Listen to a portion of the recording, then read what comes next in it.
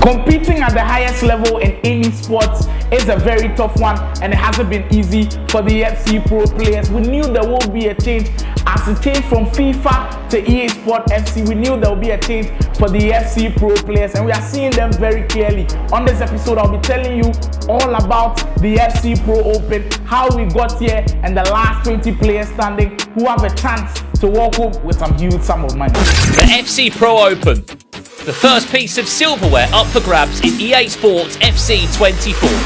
Tens of thousands of players enter, but only one is crowned champion.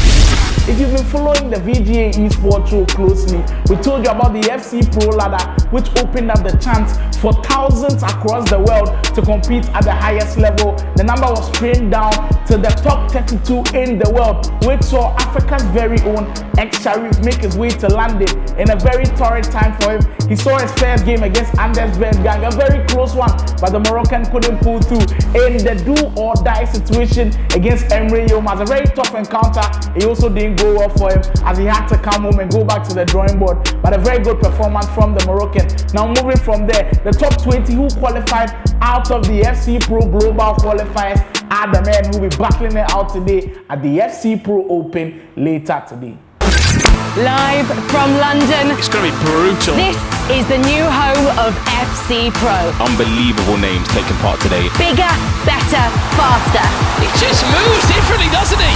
There's been a whole lot of changes with EA Sports FC Pro this year. Speaking of the FC Pro draft, which allowed players to draft their own unique players with a specific budget. It was interesting to see that on the FC Pro Global qualifier, but the system this year, a very intriguing one, and we are at the stage of the FC Pro Open, where out of 20 players, 8 players will make the World Championships, and we'll see who those are. But we have some very, very interesting groups, and I'll run you through them. Starting things off in Group A is a very familiar face.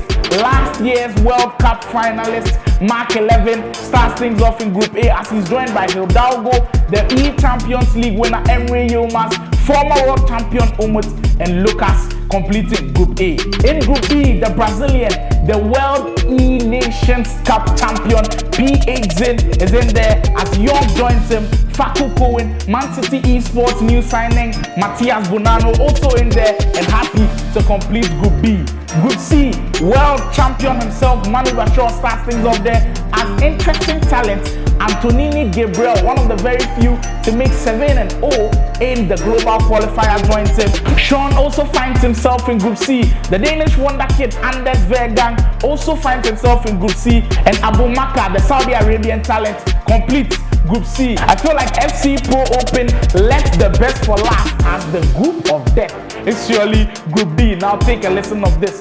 Obrun, the Italian giant, starts things off with Group D. He's paired with Tex, who's kind of in the form of his life at this point, finishing 7-0 in the global qualifier. Also in Group D, Levy the Weed, the Dutchman, also finds himself in Group D.